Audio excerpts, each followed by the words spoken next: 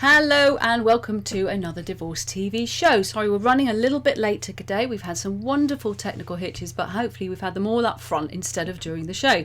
So we're going to get started right away. Before I get on to the news though, just to let you know, I've got a special guest today, Ruth, who is an expert in helping you deal with controlling and coercive relationships.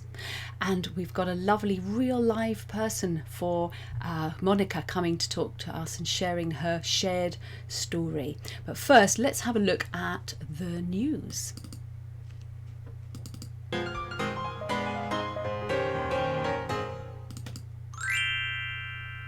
So to start with, the Mirror is telling us about a lavish millionaire who was left penniless by his divorce after moving a Playboy model into his flat. An entrepreneur who moved a Playboy model into his luxury flat is fighting his ex-wife in court, complaining that a divorce judge handed her millions and left him nothing at all, then told him he had brought it on himself. Richard Rothschild and Charmaine de Souza had a 21-year relationship after meeting as students, marrying in 2005, having 2 children and running a thriving West London telecoms business.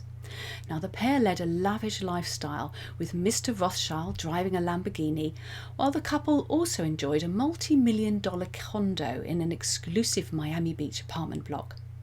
The pair split in 2016 and first clashed in court in 2018 after Mr. Rothschild moved his then girlfriend, Playboy model Shera Michelle, into the couple's former apartment. Oops. In December last year, divorce judge Mr. Justice Cohen divided their wealth, awarding Mr. Souza, 46, the £1.85 million Park Royal, West London-based mobile phone business they had run together, plus cash and properties worth almost another £1 million. Mr. Rothschild, 45, was given the Miami apartment, which the judge valued at $3 million, but which the husband says is worth far less, leaving him effectively with nothing after paying off family debts. He is now challenging the unfair divorce ruling, as he sees it, at the Court of Appeal, where his lawyers this week said he had been left with, in effect, no capital at all and no income. Barrister Patrick Chamberlain QC told the appeal court that after debts including about £300,000 in lawyers' fees for their divorce fight had been paid, the judge's order left the wife with capital worth £1,760,138, while poor Mr. Rothschild got just £23,938.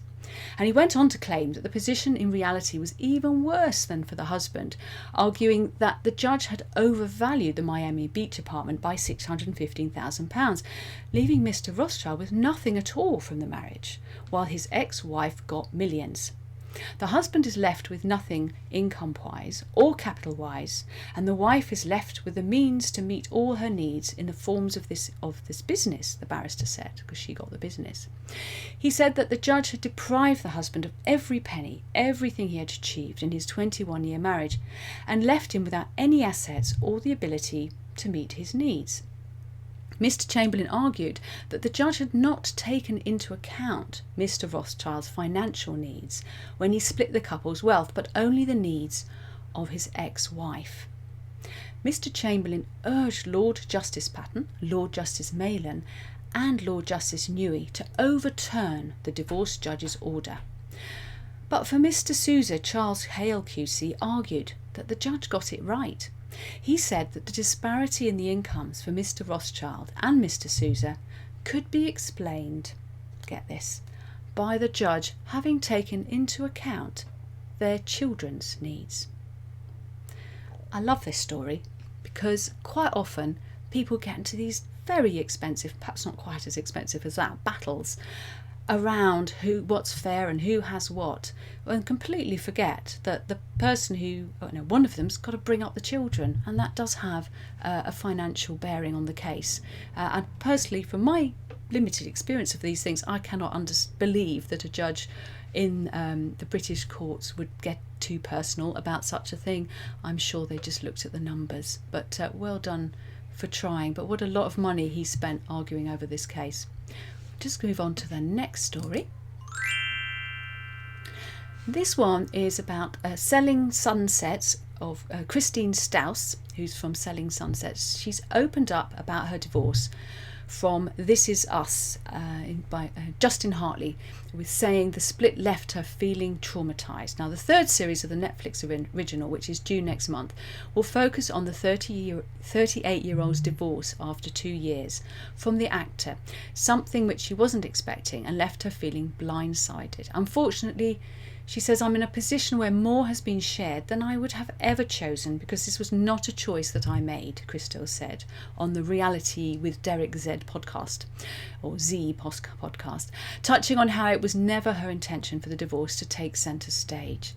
Nor was this the timing that I would have chosen while I was filming a show. So I'm already in a position where so much has been shared that I wouldn't have opted for it. It's an embarrassing, humiliating type of thing to go through without cameras and without people judging you. So I just hope people are gentle when they watch.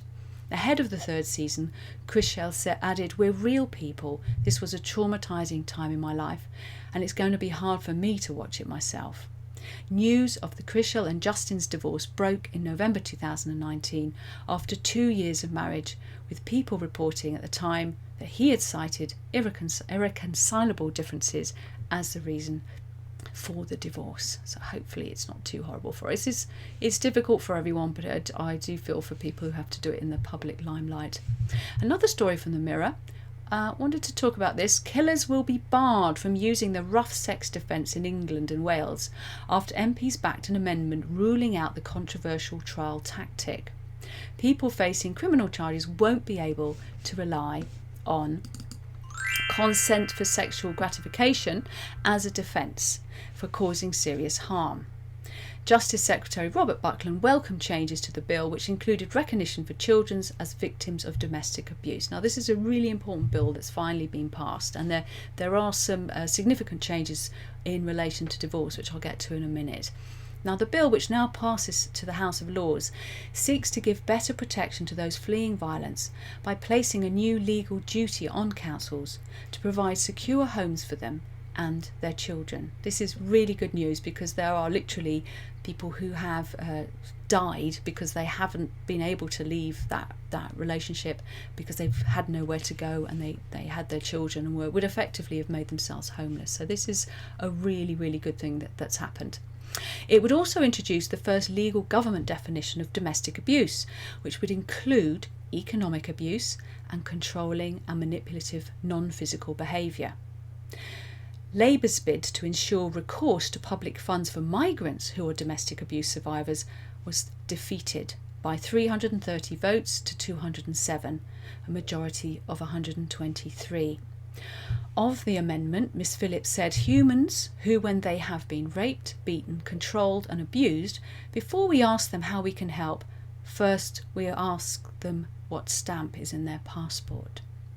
This cannot be right, and what is more is that the situation as it is today is not only hindering support to victims, it's helping to leave rapists, abusers and violent perpetrators on our streets. And that is a good point. Hackney Gazette pointed out that the Office of National Statistics Domestic Abuse Overview in England and Wales 2019, they reported that women with mixed or multiple ethnicity are more likely to experience partner abuse than any other ethnic group. So it's not perfect, but it is at least heading in the right direction.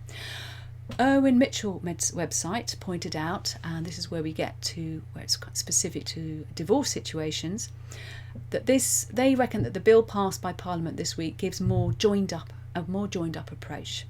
Special measures for witnesses giving evidence in court will be provided automatically, such as screens or a video link. It also won't be possible for an alleged perpetrator who is representing themselves in court to directly cross-examine their alleged victim. This is massively good news, because up until now, an alleged victim could directly examine the person they'd been abusing in court, which was not a great state of affairs. Instead, now the court will be able to appoint a legal representative to do this for them. These measures are to be extended to the family court as well, it's to be welcomed, as a recent report has identified systematic failings in the family justice system to understand the impact of abuse and trauma. And just in the interests of balance, I know the picture we've got here of the person representing abuse, someone being abused, is clearly female. But let's not remember, in 2019 alone, an estimated 2.4 million adults aged 16 to 74 had experienced domestic abuse, according to the Crime Survey for England and Wales. 1.6 million were women and 786,000 were men.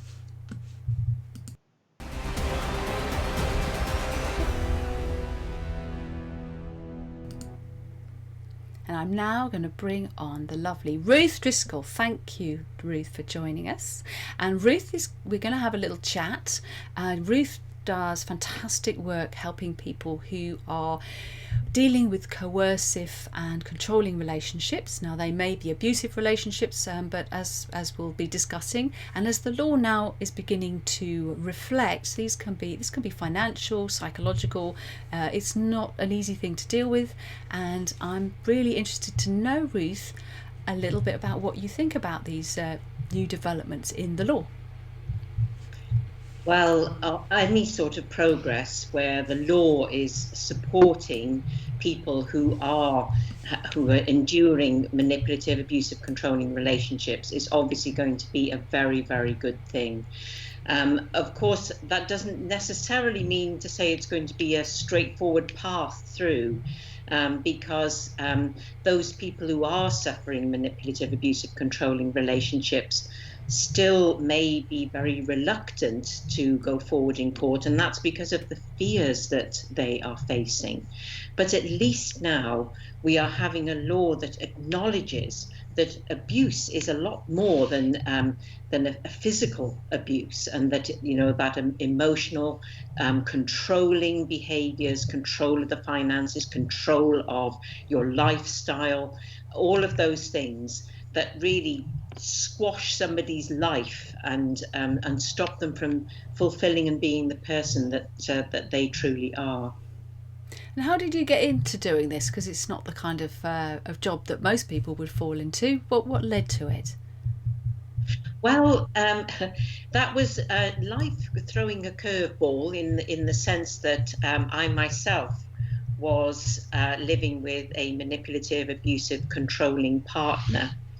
And the sort of dichotomy around that is that at the time that this was happening, I was the head teacher of a large and challenging inner city primary school.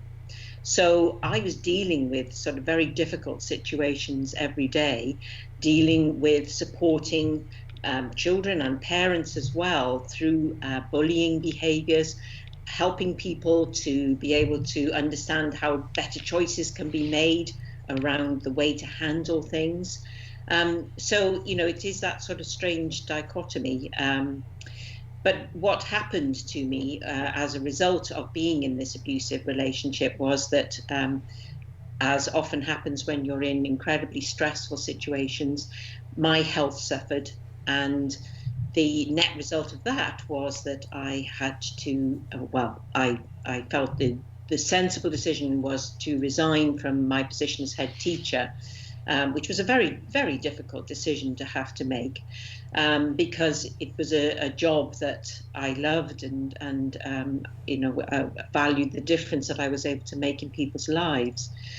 But then I was left in that position of thinking, well, what do I do now? And it was kind of because of that I realized, with my background in education, with the personal experience that I've been through and who I was as a person, that I was kind of perfectly placed to be able to support others who have been through this. And of course, with a great understanding of how this affects children along the way as well. And understanding the difference that cultural backgrounds can make, because it was a very culturally diverse school where I was head teacher. Because a lot of people can be very judgmental. It's very much the abuser is a terrible person, but actually, if you've got to co-parent with that person, it's a complex thing to manage, and which is why I'm so glad you're a member of the Alternative Divorce Directory, because we've definitely had to have a few conversations with a few of the people that we support, particularly in the Secret Divorce group. What's your approach that you have? Because I get the impression it's quite an empowering one. Yes, this is because somebody who's in that situation, they have that the belief that it's hopeless. You can't talk. That person won't reason with you. They may be ignoring completely the things that you're saying, ignoring letters, emails, even from solicitors. So all of those things have a great impact on your stress levels. But the way that I support people is getting them to understand exactly what's happening in the dynamic of this conversation, and then how can they successfully handle communication so that they get much more of the outcomes that are desirable here.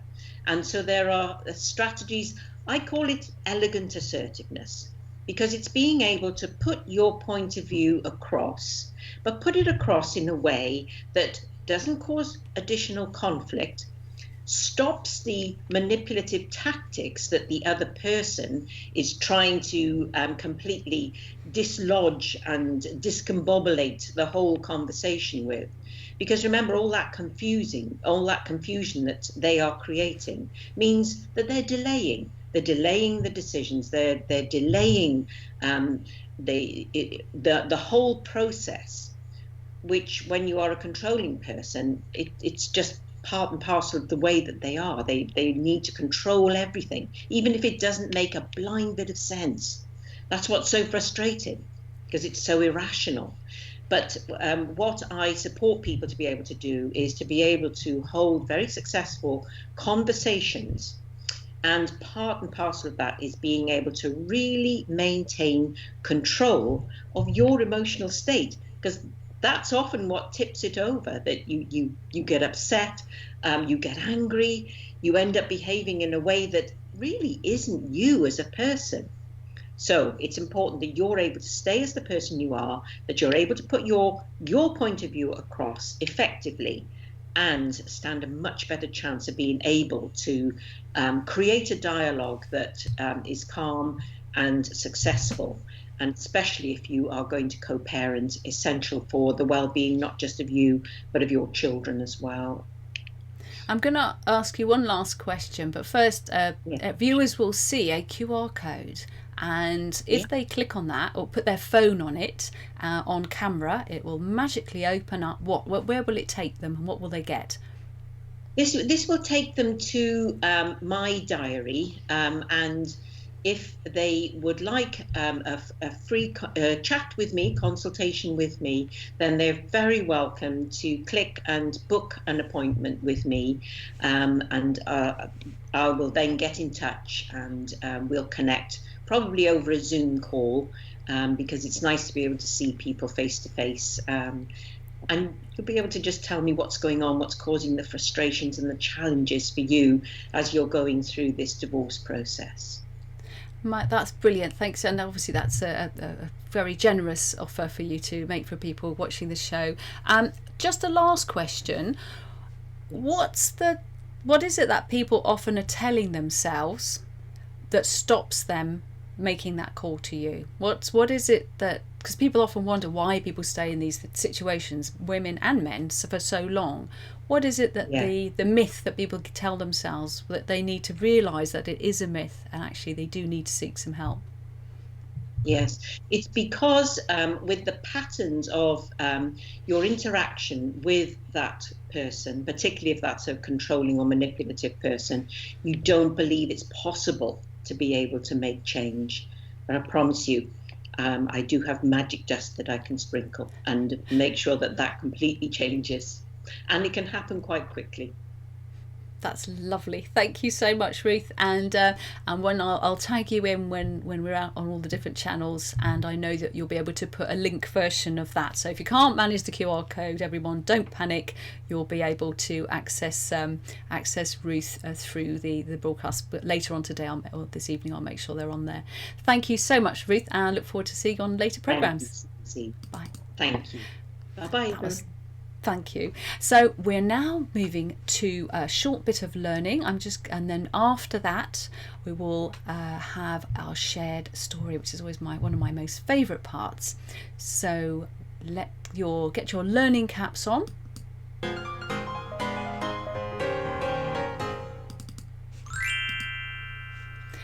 I'm just going to finish off what I was working on, going through with you last week, which is the part of the divorce first aid. It's in the divorce masterclass, which is the divorce discovery voyage, which you can access, still get the whole first section at no cost if you use that QR code and go in through there.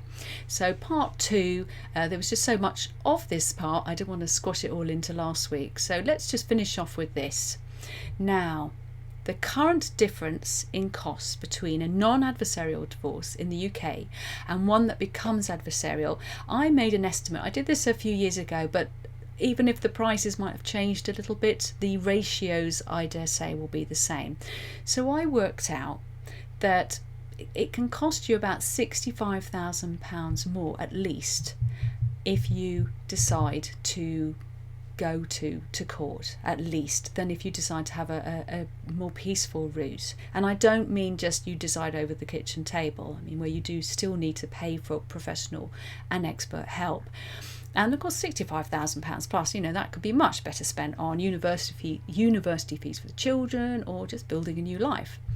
So I became a bit concerned about what I saw as a fluffy image of stay out of court routes through family breakup and the myths that surround them. So I thought it's good to put some numbers on it. And I wasn't getting a very straight answer from the lawyers about the cost differences, because it can be complicated and they like to be very precise about things. So I did my own estimates. And I looked at mediation and collaborative divorce and compared them to the adversarial route of going through the courts. I also wanted to bust some of the big myths about adversarial divorce being the best way to get a more favourable divorce settlement, because of course that is absolutely not true. Clear evidence from mediation studies on the harm adversarial divorce does to children in the long term seems to be not getting through to the public either, nor the financial benefits of avoiding adversarial lawyers. So I added up the cost range of an adversarial divorce by taking the average cost of a London divorce. Novitas helpfully calculated this. They worked out that the average cost in London just to pay the solicitors is £40,000 for each set of solicitors' fees. So that's £80,000 for the couple in legal fees alone, coming out of the mutual pot. I then looked at the collaborative divorce costs, and I took a journalist, Martha Roberts, who wrote about her happy divorce in the Daily Mail, of £15,000. Now this is way more than the normal collaborative divorce, which can often be as little as £1,500, but it all depends on how complex the financial arrangements are and how many sessions it takes for the couple to agree on a settlement. But I chose this higher figure as I wanted to give adversarial divorce a fair run for its money, and even on this basis the difference in cost is £65,000. Now, mediation is much less expensive still, as no lawyers need to be present at the meetings, and the costs are usually between £500 and £3,000 for a mediated divorce. Estimates on the average cost of a divorce in the US range from £15,000 to £30,000. But just looking at the numbers is not giving a realistic view of the situation. Mediation and collaborative law can seem tougher to couples who don't want to sit in the same room with each other, and even knowing the harm done to their children if they become adversarial it's not always enough to stop them going down that route. The Mishkondaria study showed that parents are willing to drag their kids through the divorce process even when they acknowledge it harms the children. People need to get the necessary support and help to navigate a stay out of court journey. But what kind of support? So I suggest that it can be as simple as dealing with depression and anger, which is not, it's a very dangerous thing to fuel your divorce with depression and anger. It doesn't bring out the best in you, but you can deal with that not just through going to counselling or a life coach, but joining a gym, getting a personal trainer. You can work with parenting experts. You can investigate startup business opportunities, because that can reduce the fear of lack of income post-divorce. Working with a financial coach and a financial planner to create a detailed and accurate financial plan for both parents, including who will cover university fees and how much they can afford to spend on cars and holidays over the ensuing years without running out of money. None of these are the job of a traditional divorce lawyer. Now, it may sound like a lot of different experts compared to just using 2 adversarial lawyers. I do admit that. But think of it this way. If you pay to use mediation plus a whole host of useful experts who will help you complete the process successfully, you will have learned and gained a great deal from going through the process and still saved yourself at least £65,000 in lawyer's fees. From an anonymous source comes the quote, "Love is grand. Divorce is 100 grand. Now we're going to talk about shared stories, so get ready.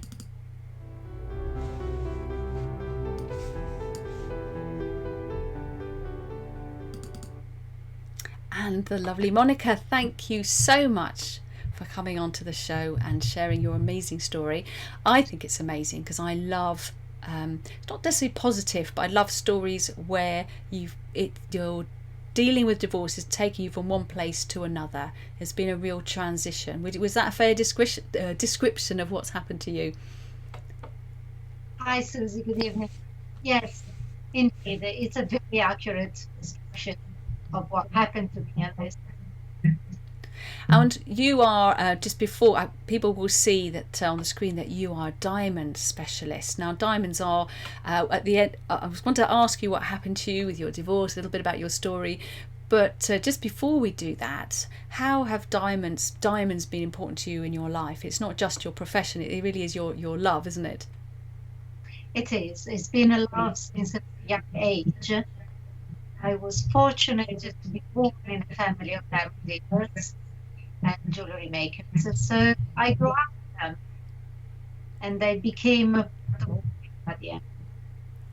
And I believe you, when you I know that you take jewelry sometimes, and you're a designer, and that you can redesign. So that's often an issue with divorce, isn't it? People have a diamond ring, and they don't want to get rid of it just because they're no longer engaged or no longer married. What suggestions have you had, and what did you do in the case of your own divorce? Well, I got divorced many years ago, and I had an engagement ring. It was a pretty one, and I thought it would have been a total waste if I store it into my safety deposit box. And I thought long enough, and then I decided that I should, as I was transforming into something new, I should have transformed my engagement ring into something that would have been an expression of who I was becoming.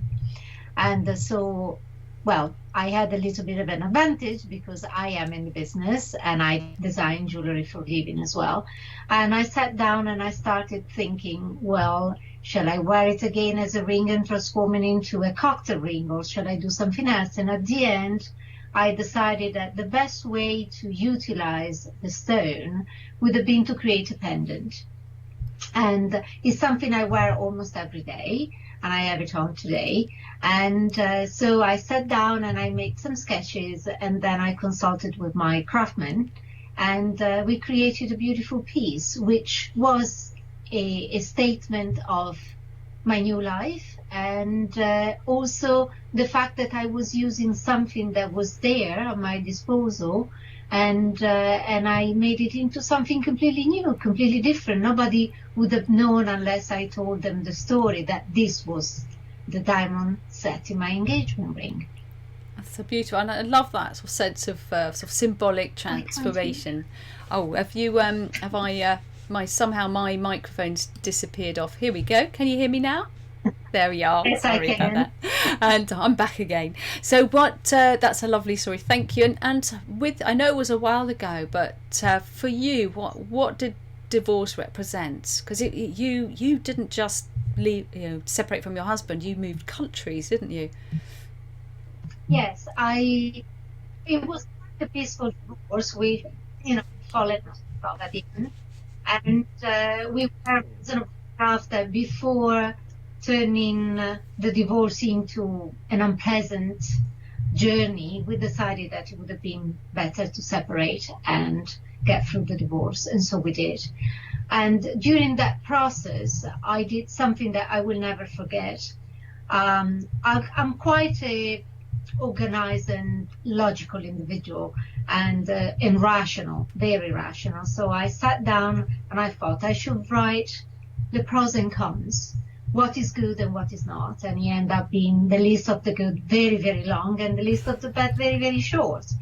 And one of the things was like, I'm a woman in the 21st century, so I can get divorced without being a stigma or whatever, people saying, oh, you are a divorcee, what's wrong with you, and so on and so forth. Another thing was, I'm independent.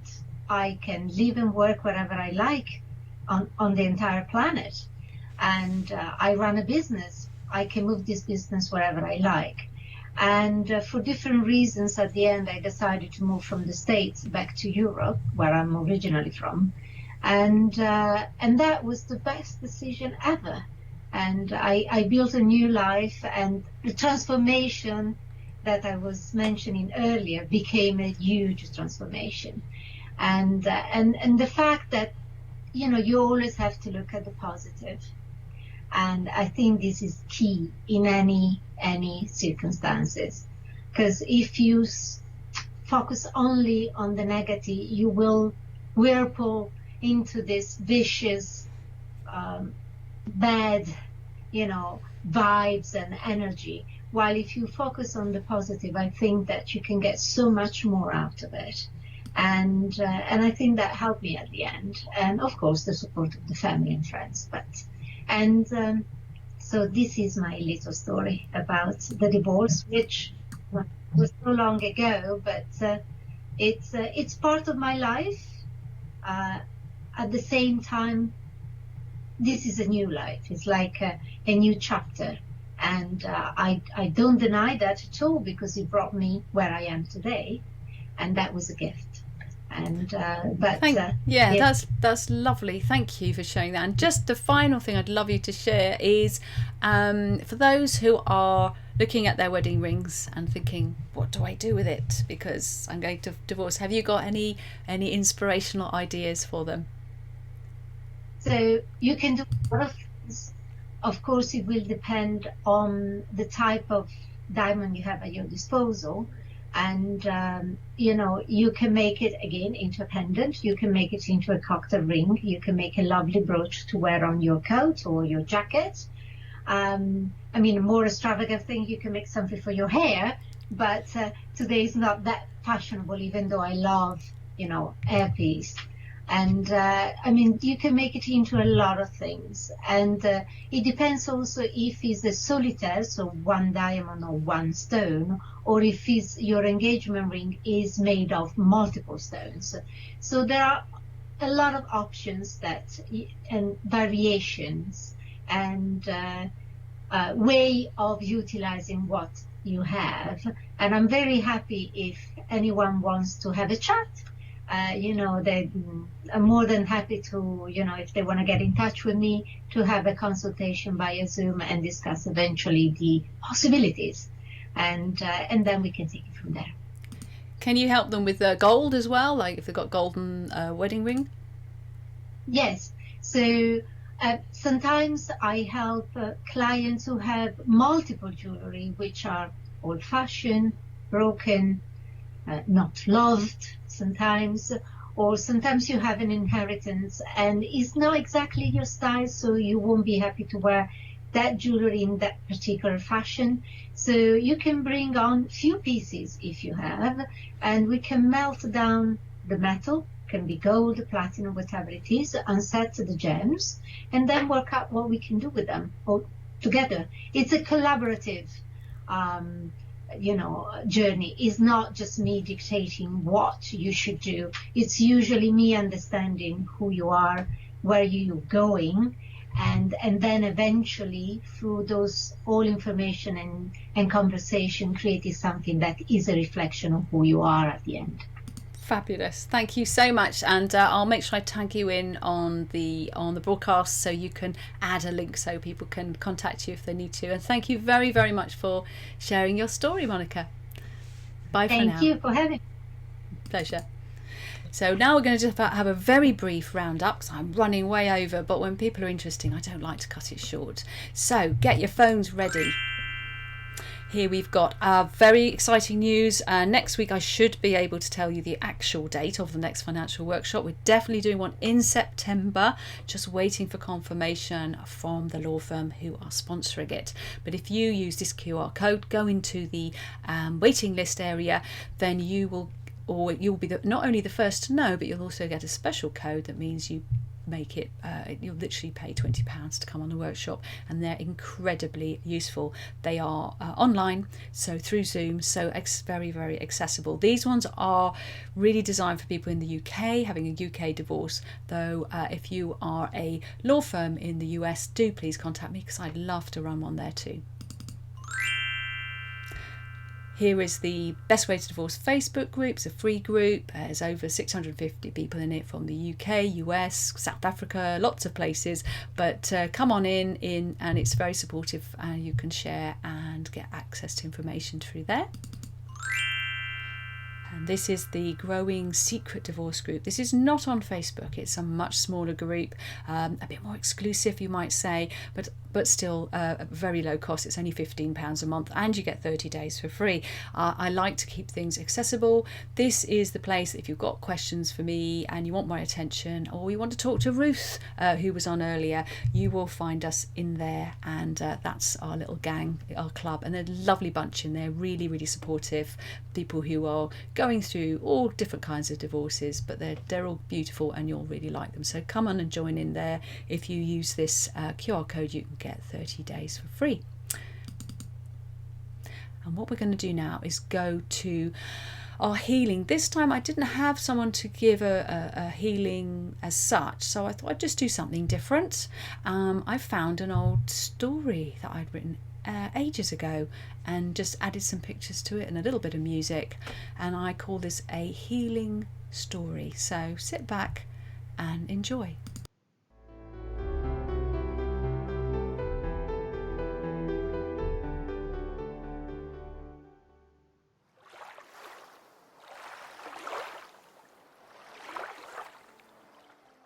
The ogre lived alone on the top of the mountain, and it seemed always to have been that way. He would go out drinking with his mates and play cards and pinch the bottoms of tired waitresses too numb from boredom to complain. And as far as ogres go, he seemed pretty happy.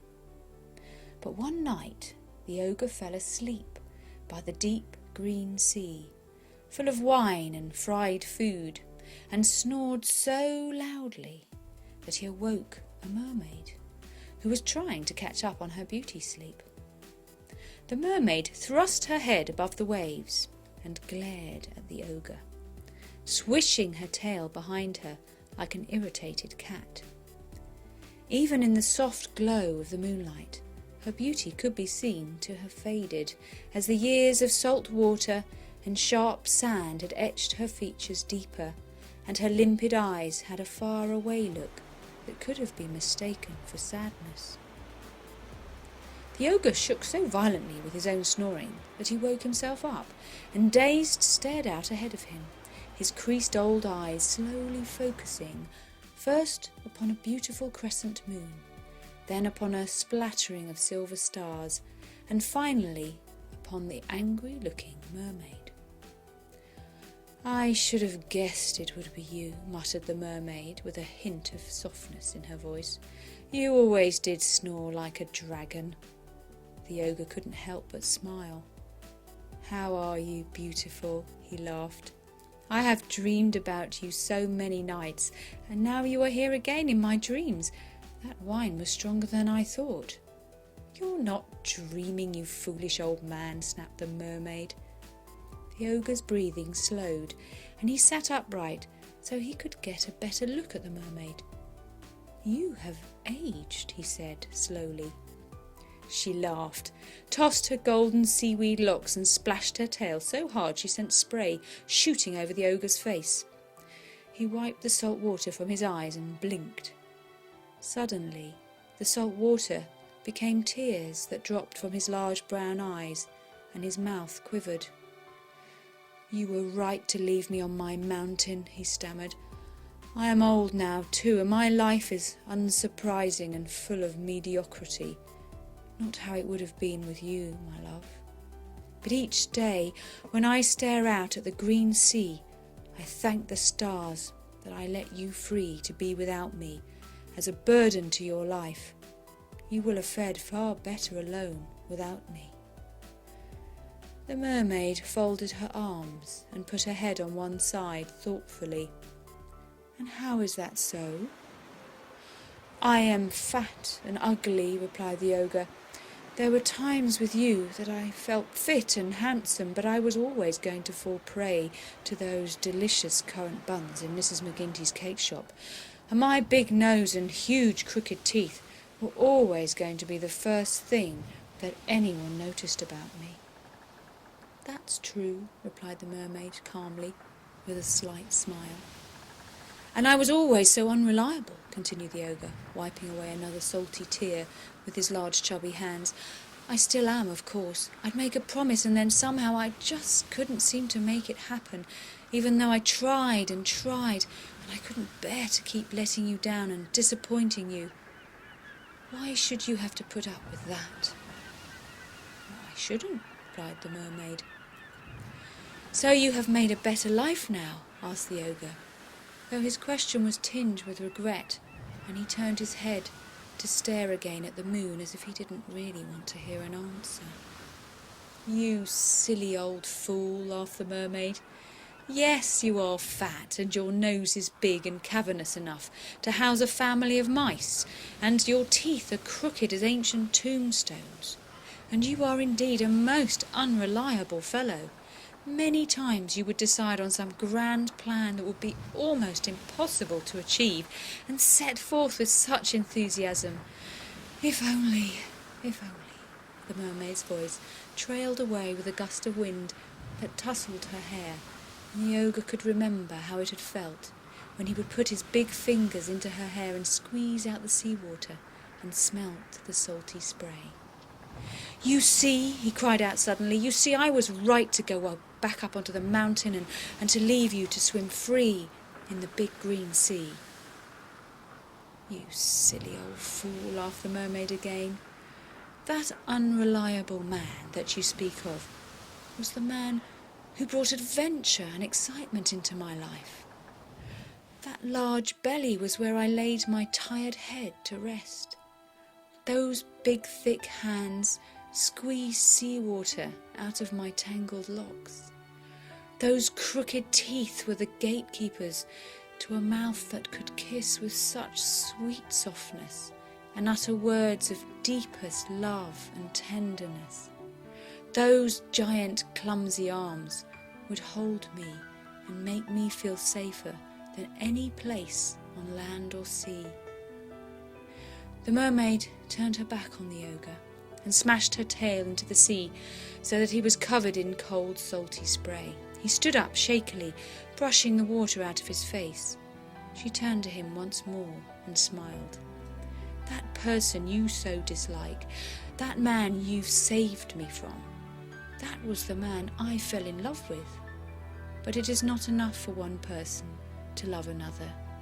You needed to love yourself too. And I see you still have not learned that lesson." As the mermaid swam out to sea in search of her supper, she sang a ditty that lay suspended in the air like the smell of fish hangs on the breeze once the fishing boats have left the harbour. The ogre listened hard and could just make out the words, "I loved you, I loved you, I love you, you silly old fool."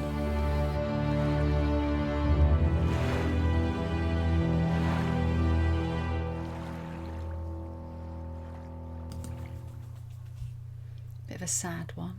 Have you ever been in a relationship like that?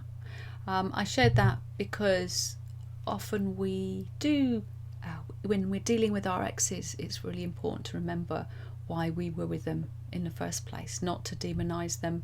And quite often they'll think about themselves as harshly, more harshly than we do. So, on the battlefield of divorce, in the war of family separation, always, always make peace your weapon of choice.